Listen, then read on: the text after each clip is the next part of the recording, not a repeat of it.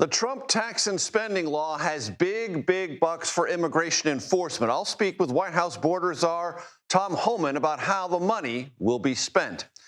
An unlikely partnership on Capitol Hill, why two senators with opposing ideologies are teaming up to tame Pentagon spending.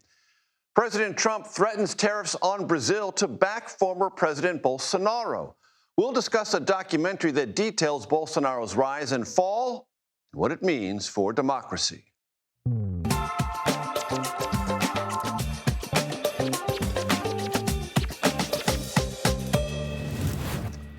Hello, everyone. I'm Major Garrett in Washington. Welcome to the Takeout. We start tonight with a look at what is about to happen to immigration enforcement in this country.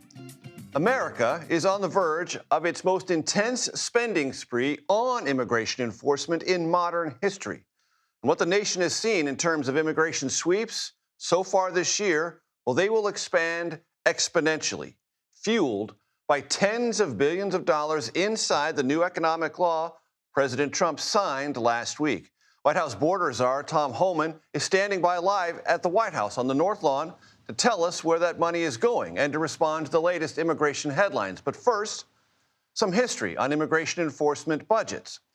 Since 2003, the year the Department of Homeland Security was created, spending on immigration's Customs and Enforcement, or ICE, has tripled. It has also tripled for CBP, that's Customs and Border Protection. In fact, since the mid-1990s, Border Patrol funding has increased 20-fold. This nation, under Republican and Democratic presidents, has poured billions of dollars into arresting and deporting undocumented immigrants, and those budgets are about to explode. What we haven't spent money on, comparatively, is immigration courts, where due process can expedite the removal of people here illegally. Again, since 2003, for every $1 we have spent on immigration courts, we have spent $24 on Border Patrol and ICE. And that is why, as of mid-2024, there was a backlog of 3.7 million immigration cases. CBS immigration reporter Camilo Montoya Galvez joins me now from Chicago to follow the money in the new law in tonight's Takeout Takeaway. Camilo, it's great to have you with us. Walk us through the biggest parts and the biggest spending on immigration enforcement in this new law. Hi, Major. Immigration and Customs Enforcement, ICE, is now the highest funded agency in the federal government. It is getting, through this law, $45 billion just to bolster and expand its already sprawling detention system to hold individuals awaiting deportation. That money, Major, could allow the agency to detain more than 100,000 detainees at any given time. And just to put it in perspective, Major, ICE right now is holding about 58,000 detainees, so the money would almost double the detention capacity at ICE. The agency would also get an additional $30 billion to bolster its arrests and deportation efforts.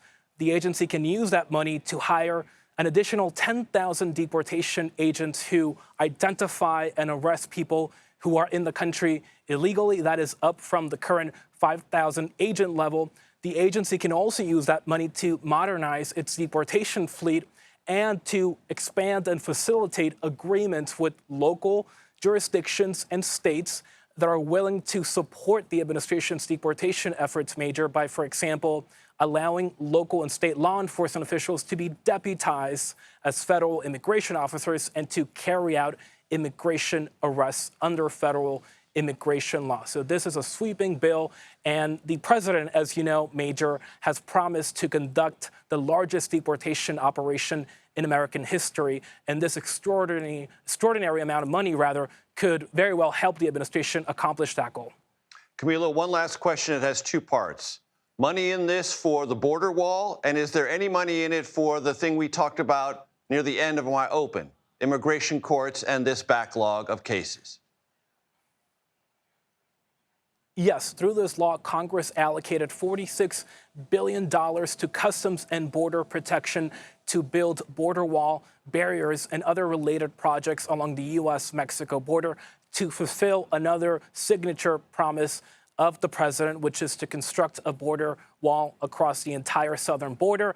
It also gives that agency $12 billion to hire new Border Patrol agents and to get new vehicles, facilities, and transportation assets. And even though that money is earmarked for CBP, Major, CBP agents across the country have been assigned to help ICE in places like Los Angeles to carry out immigration arrests in the interior of the country. So it is part of also that deportation arrest effort in the interior of the country. There is some money allocated in this bill, Major, for the hiring of immigration judges, but the cap on that number of immigration judges is 800, which is about 50 or 100 in terms of the difference between the current staffing level at the immigration court. So it should not make a huge dent in the number of cases that can be adjudicated by the courts. But again, the administration, in many ways, is looking to bypass that immigration court system, which is massively backlogged, by using processes like expedited removal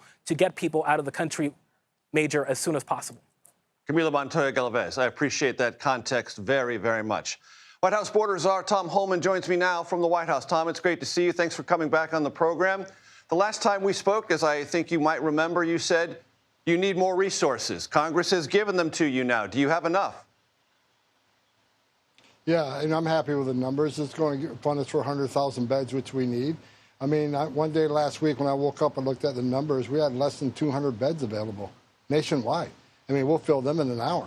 So we're constantly chasing our tails, having to plan more deportation flights just to empty beds so we continue our operations throughout the nation. Sometimes you got to slow those operations down because we have no place to put them.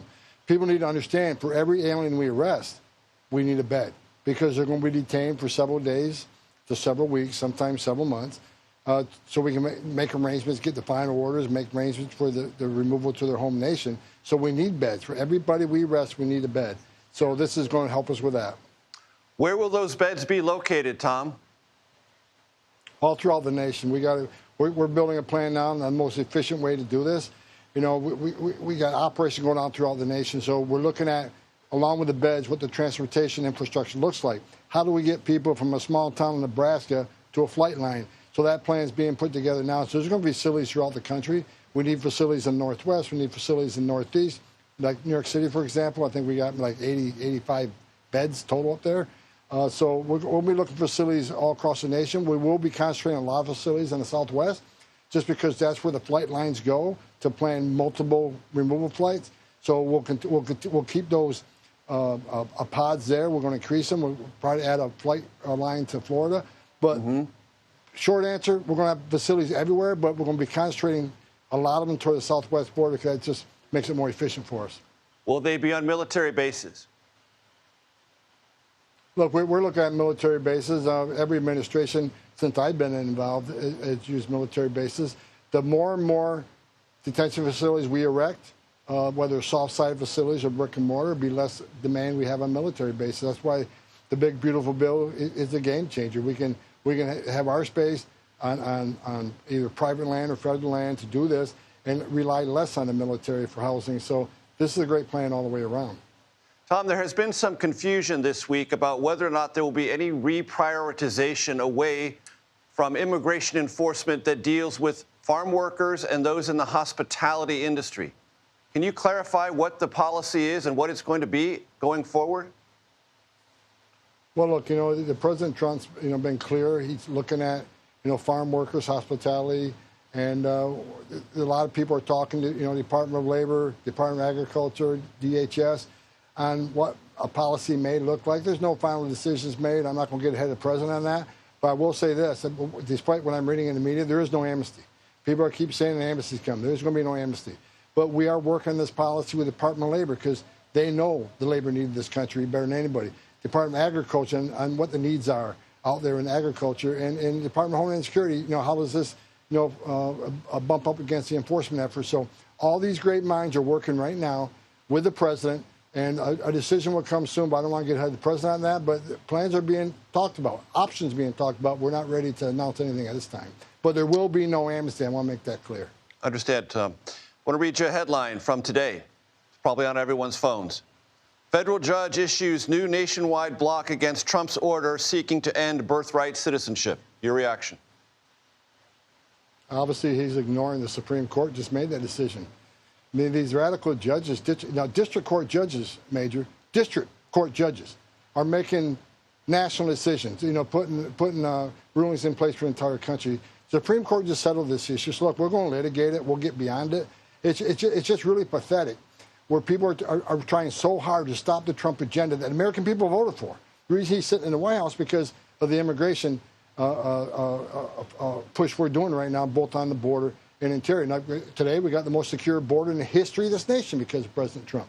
But we got to stop these radical judges and put nationwide injunctions. The Supreme Court's ruled on this. He's obviously ignoring it. So once again, we got DOJ have to litigate this and shut it down. They've sent a clear message. This cannot happen.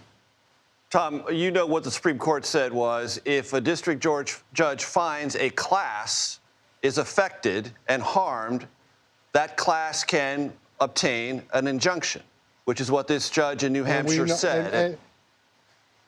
Yeah. Well, we know they're going to push that button. We know they're going to use every tool they can to stop the Trump agenda. They're not going to stop us. What they need to understand is ICE is going to be on the street every day across this country. We got 1,000 teams on the street today. We have 1,000 teams tomorrow. We're going to keep arresting them. And bottom line is, if we can't remove them quickly, then we're going to detain them. The only option that's not available, a criminal alien threat, a national security illegal alien threat, was not going to walk the streets of this country. We'll detain them, and we'll litigate the removals. Tom Homan, White House Borders Czar, please stay with us. We're going to talk with you after the break about lots of issues in immigration in this space when we come back. Please stay with us. Still to come, evangelical Christianity has changed politics in Brazil. It propelled Trump ally Jair Bolsonaro to power. When he lost, Bolsonaro fought to stay in office. Now he's on trial. The director of a new documentary on the perils to democracy joins me. Measles cases have hit a 33-year high. 14 states report active outbreaks. Under-vaccinated communities in West Texas remain the hardest hit. Plus, Secret Service suspensions. 6 employees lose pay and benefits after the, quote, operational failure that led to the assassination attempt on Donald Trump nearly a year ago. All that ahead on The Takeout.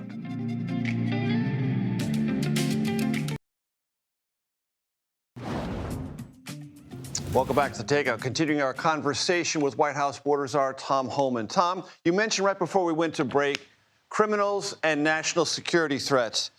But according to ICE data, a growing number of those detained, 46% of the current detainees, are not criminals.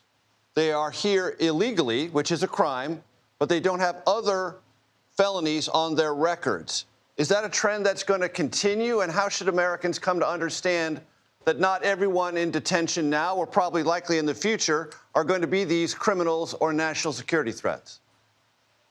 Well, a couple of things. It's just not felons that are criminals. You got misdemeanors, too.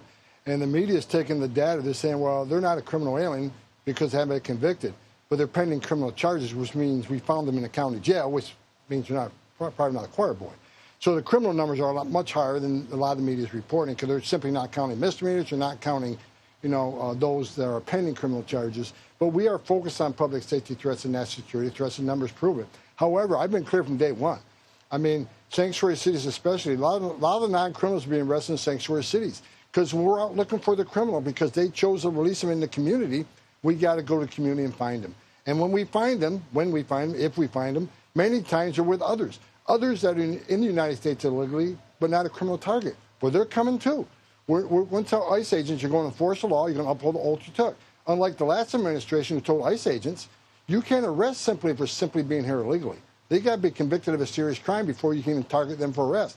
We're getting back to what the law says. ICE agents are going to arrest people being in the country illegally. We still focus on public safety threats and national security threats, but if we find an illegal alien in the process of doing that, they're going to be arrested too. If you're in the country illegally, you're not off the table. That's why we want the non-criminals to take advantage of the CBP Home app. Put your affairs together, and go home and leave yourself an opportunity to come back under a legal program, whether it's a visitor visa, a tourist visa, a work visa, or maybe you have a U.S. citizen child here that can petition for you someday to be a part of this country. Leave and make those positions available, because here's what's going to happen. We have to find you, formally deport you. There's a statutory bar placed on you, anywhere from 5 years to 20 years to never, ever coming back to the United States, depending on your specific case. Leave yourself an opportunity to come back to the greatest nation on earth the legal way. Tom, you mentioned also the very low number of illegal border crossings. The administration, the president touts this justifiably almost every day. Why then does there need to be $46 billion to finish the border wall? If you have minimized crossings, why do we need a physical barrier for some 2,000 miles along the U.S.-Mexico border? Because we got to make these changes permanent.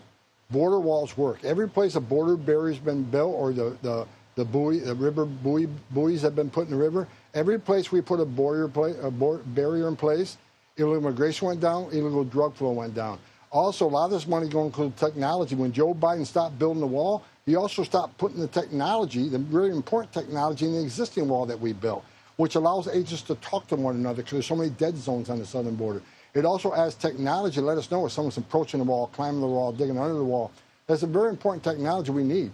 But we got to continue the wall and make it a permanent fix, because we don't know. Look, the next administration come in and undo everything. But we have a permanent structure in place. It works. And I think everybody should agree when it should be a nonpartisan issue is technology we're going to use at port of entries. So we catch more of the contraband at the same time, making legal trade more efficient, faster to come through the port of entry, but at the same time catching that contraband, the drugs and illegal weapons. I think everybody can agree to that. It should be a nonpartisan issue. That money is needed on the border to make these changes, this positive change, more permanent. Last question, Tom, and I know you'll come back. We'll continue our conversation. But according to the Deportation Data Project, arrests in Los Angeles are up 69%, 57% up in Chicago, up 161% in Miami, but only up 11% in New York. How come? New York has, they got a difficult government. It's a sanctuary city. It's a large, sprawling city. We don't have enough resources in New York, which is why President Trump committed 2 weeks ago, we are going to double down on sanctuary cities. For instance, Florida. Every sheriff in Florida is working with us. Every sheriff in Florida takes a detainer. So we know we got less of a problem in Florida because we know public safety threat, illegal aliens in jails aren't going to be released in the community. They're going to be given to us. So we can send extra resources from Florida to New York because we know they're releasing public safety threats every day. They're releasing national security threats every day. Hundreds of people walk on Rikers Island every week. Well, we're going to send more resources there. We're going to double down and triple down in New York. So you say that now, Garrett, Major, but watch what's coming. We're going to send a lot of resources and make sanctuary cities our priority. This is a continuing conversation. Tom Homan, you're always welcome. I hope you come back. You got it. Thank you. Still to come, our Caitlin Huey-Burns speaks with Senators Elizabeth Warren and Tim Sheehy about their bipartisan bill dealing with Pentagon spending. Also, standing by, literally, Scott McFarland on fired Department of Justice employees and Nicole Skagen with the latest on Secret Service suspensions. Don't be shy. Please come to the desk. Come to the desk. All that's next here on The Takeout. They're so shy. Why are they so shy?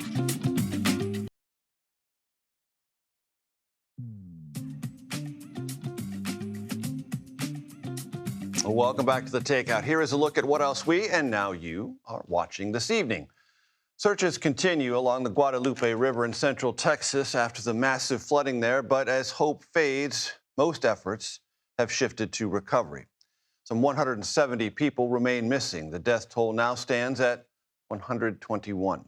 The Texas legislature will meet in special session later this month to debate, among other things, funding for relief efforts, emergency warning systems and what can be done about them, and how to improve communication during natural disasters.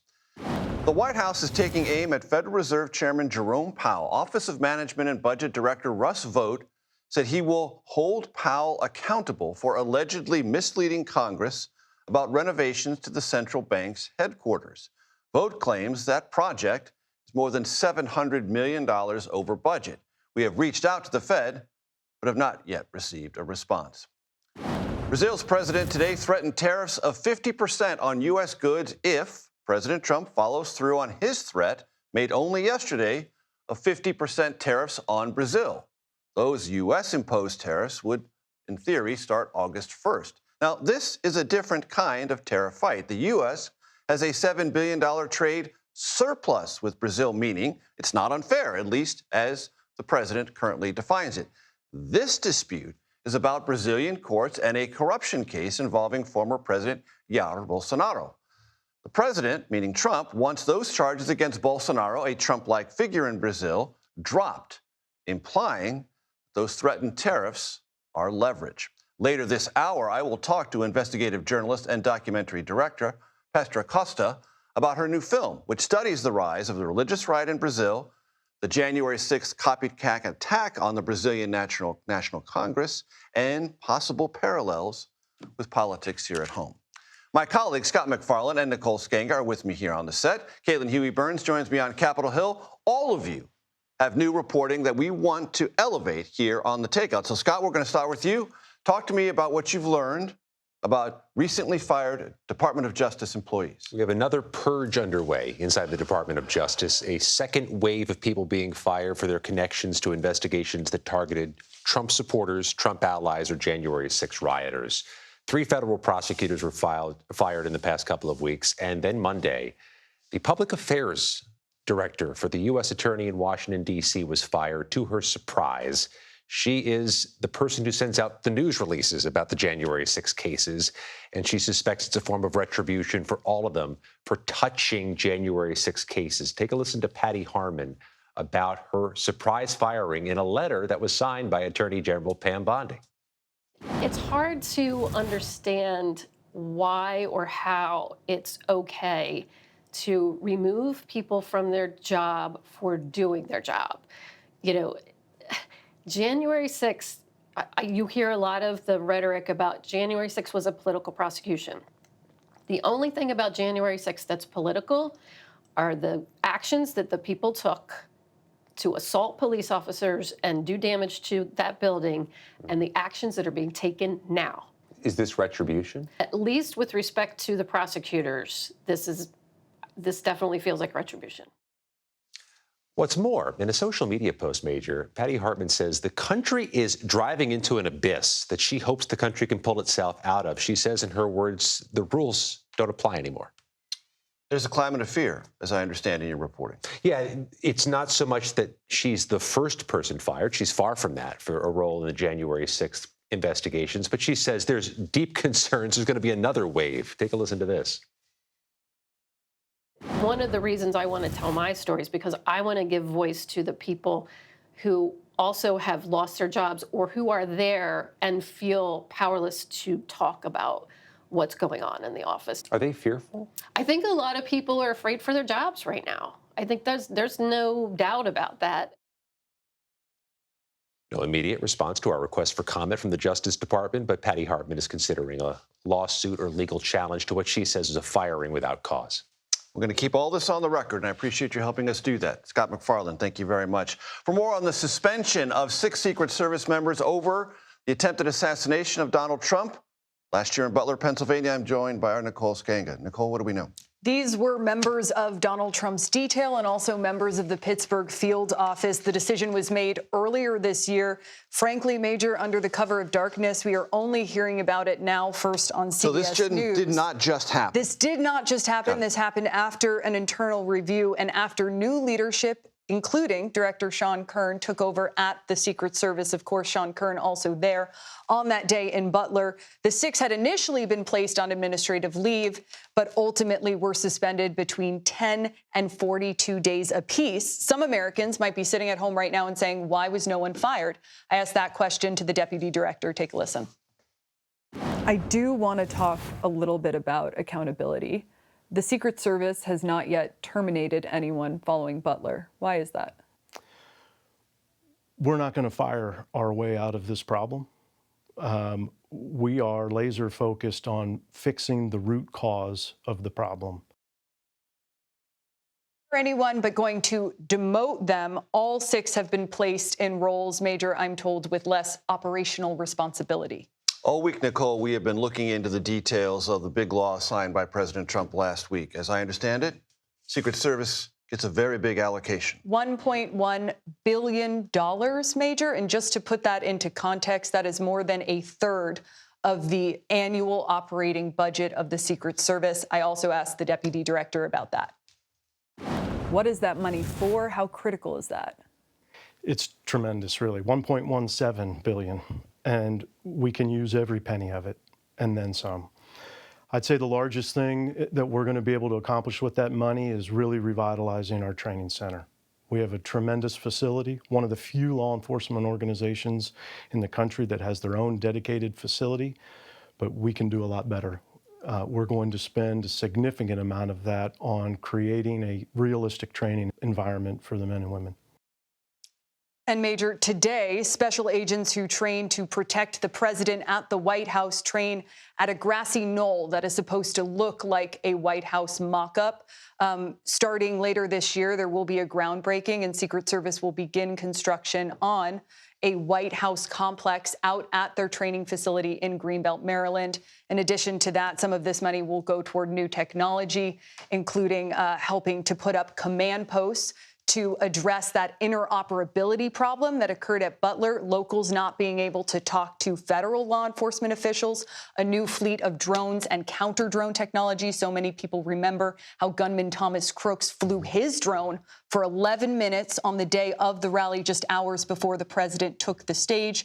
In addition to that, signing bonuses because, of course, recruitment and retention becomes a big problem heading into 2028, a busy campaign season, and the U.S. Olympics.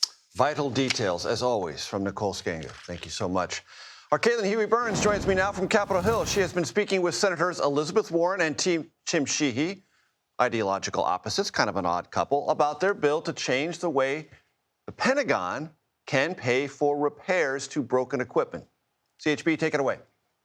Yeah, Major. Well, if you were watching the House and Senate floor over the past few weeks as they debated that budget bill, you might have thought that bipartisanship was dead and gone. But today, we have found some signs of life. These two senators, polar opposites in their party affiliation, as you mentioned, Major, have teamed up on a bill that is approved by the Trump administration, endorsed by Pete Hegseth, the defense secretary, that will allow the Defense Department to fix its own weaponry, machinery, you name it. It's really astounding that they can't do it now, and it all has to do with government contracts. Take a listen. Why can't the military fix its own equipment? You want to go first, Tim? Well, we've had decades of bureaucratic sclerosis that have created a really broken system that's rife with perverse incentives. It's also rife with requirements that aren't always grounded in what the warfighter actually needs, and a huge focus on process over outcome. We're at a point where we'll have systems that are not ready for mission overseas, in war zones, on ships, at forward deployed bases, and we can't conduct basic repairs to those systems. And I think we're at a point now where we've seen multiple theaters of war, from Iraq to Afghanistan to Israel to Ukraine. We're understanding the limits of this current defense acquisition paradigm, and it's about time we fix it. So it's not one thing that happened, it's an accumulation of 30 years of bureaucracy that's kind of led to where we're at now. You know, and I would just add to what Senator Sheehy says here, by pointing out that the defense contractors have figured out they get 2 bites at every apple this way. So they sell you the initial product, whether it's an oven on a submarine or it's a fancy piece of war-fighting equipment. That's one, and they negotiate a price for that. But they hold back in the fine print, you can't fix it yourself. So when the safety clip breaks, when you get sand down in the equipment and you need to mess with it some more, the answer is, too often because of what's in that contract, that the military says to our service member, don't touch that thing. You got to retire, in effect, the piece of equipment, hold it over there, call a contractor, have the contractor fly in from long, long way away, charge us for flying in, take the delay, and charge us whatever they want to charge us to come in and fix that thing. That has turned out to be a very profitable model for some of the defense contractors. And what our bill says is no more, no more. The Defense Department, going forward, if our bill is signed into law, it basically says, here's the deal. You negotiate the price to buy the thing, and if the thing breaks, we may fix it ourselves. We may go to another small business, a startup, some guy who set up shop, to be able to fix just that kind of thing, or we may come back to the manufacturer. But the choice will belong to our military to make the right economic decision to purchase, and then the right economic decisions down the line on how to repair it. What about the argument, though, that the contractor knows the equipment better than anyone else, has the ability to fix it better than anyone? Why shouldn't they be allowed to be the ones? Let them compete. They want to offer, they want to say, hey, we can fix that. You know what? I'll bet if that happened, that the price of fixing it would go down if there were competition. That is, other little guys were in there saying, hey, we could fix this. Or let's face it, the service member himself or herself who actually also knows this stuff, let's have that open competition. That's what we need here on the military side, and frankly, it's what we need throughout the country, whether we're talking about cars or tractors or telephones or anything else. But we're starting here. So you're not saying that the contractor won't be able to fix the equipment. They just can't have a monopoly on That's it. right. That they negotiated up front in fine print when nobody was looking and nobody was pricing it in. That's where they're making off like bandits. And Senator Sheehy, you approach this issue as a former SEAL officer. What kind of impact, Senator Warren talked about the financial aspects of this. What kind of impact has this had on the battlefield, on training, on our soldiers out there? What does it mean for military readiness? Less readiness, to put it bluntly. We've had less readiness as a result of this. Now, our acquisition paradigm was really designed in the 1950s and 60s and hasn't really changed since then. And in fairness to the Pentagon individuals and the contractors together, much of that's been on us. We have not forced an upgrade to our DFARS, Defense Acquisition Regulations, that govern the entire federal acquisition environment. We have not forced them to upgrade those, and it's about time we do, because the systems simply were not as complicated. Software is becoming one of the core pieces of functional equipment that we have. You two come from very different parties. You're a very conservative Republican, you're a very progressive Democrat. How is it that you two found this common ground? How is it that you guys came together on this piece of legislation? Well, I was making the rounds as a freshman who's never served in any political office before. When I got here, I said the first thing I do is I'm trying to meet with every single member I can on both parties and just introduce myself and get some advice and wisdom. And in our first meeting, she said, well, what do you want to do when you're here? And I listed the handful of things I wanted to focus on, and one of them was defense acquisition reform. And I kind of went on my riff about how frustrated I was. Your eyes light up. And it did. I mean, she popped up like an aerobics video, like, that, we're going to do it. My language. Yeah. And we dug into it. So. Exactly. I said, another nerd. We can do this. Exactly, we can do this. But it is. There are these places that this isn't political. This is about doing what is right. Nerds aplenty on Capitol Hill. They are hopeful that this legislation will come up in the next Defense Authorization Act, which will likely come up for a vote sometime this month. Major. Nerds are welcome here. Kaylin Huey-Burns on Capitol Hill. Thanks very much. Measles cases across the United States hit the highest level in 33 years. This is primarily a problem in Texas. We'll dive into the numbers with Dr. John LaPook next, right here on The Takeout.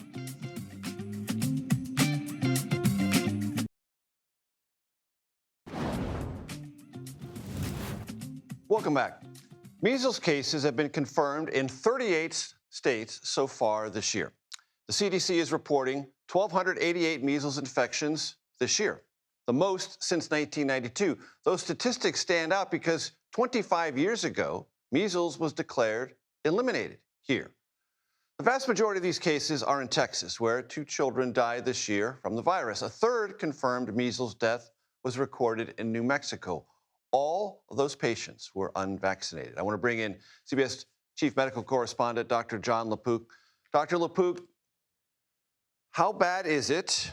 I want you to help our audience understand that they see in their phone all sorts of headlines. It may sound like this is the worst thing ever. How bad is it, and how did we get here? Well, just look at it right now. You look at those numbers, and they are troubling because we haven't seen those numbers in many, many years, because we do have a very effective vaccine, which is like 97% effective at preventing measles if you get both doses. But I think a little bit of history is important here. You know, I see that the chart there. 1963, the very effective measles vaccine came out, and you just plummeted from 3 to 4 million cases a year down to so much lower. I actually did a deep dive and went back to an article from 2007 in the Journal of the American Medical Association. I think it's going to help put this in perspective and why we're so concerned. Because it's not just a matter of measles, okay? But a lot of the other childhood diseases, people have forgotten about them because they haven't seen them. And if you just look at the 9 of the top childhood infections that are now vaccine preventable, okay? I'm going to just reel them off. Diphtheria, measles, mumps, pertussis, that's whooping cough. Acute polio, paralytic polio, rubella, that's German measles, smallpox, tetanus. If you go back to before there were vaccines, they accounted for more than 1 million cases a year of these illnesses and more than 10,000 deaths. Now, as of 2004, which is, you know, where this article went up to, the number of deaths, 31. From more than 10,000 down to 31. So people are sort of blasé about it because they figure they've never seen it. I spoke to a pediatrician who said, here's an odd thing.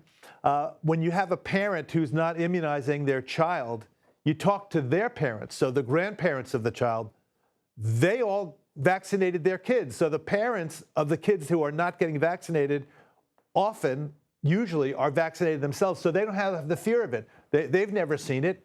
So what's there to be afraid of, sort of? And that's one of the issues that we have. So quickly, Dr. John LaPook, in this context, we need to sharpen our focus on the vaccination conversation. Yeah, absolutely. And you know, to be clear, there have been vaccine hesitancy, or people anti-vaccine, since there were vaccines. Benjamin Franklin went to his grave regretting the fact that he did not give an early form of smallpox vaccine to his 3-year-old son, Frankie, yes, Frankie Franklin, who then died of smallpox. And it's just, you know, over the years, there's been this. It ramped up, of course, in 1998 when there was an article that falsely linked MMR vaccine to autism. That's been debunked with many, many studies. But now once, you know, you have this out there in the zeitgeist and on the internet, in the internet, and with all this mis and disinformation, you know, you're really running into a real challenge now. We have to try to not just from the top down, from, you know, so-called top down, from public health officials who are weighing in, but also from the ground up, from the trusted people in communities, religious figures, community leaders, physicians, clinicians. I think it's got to be a all hands on deck effort. Dr. John LaPook, always a pleasure. Thank you so much, sir.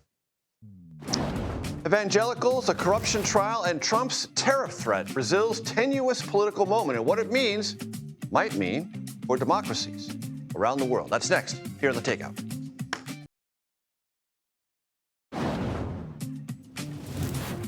Welcome back. A new documentary examines the role of evangelical Christianity and right-wing politics in Brazil and what parallels might exist with politics here at home. The film comes, as you might have known and heard about today, some tensions between the United States and Brazil that are part of this kind of dynamic, partially over tariffs, but also over the fate of former Brazilian President Jair Bolsonaro.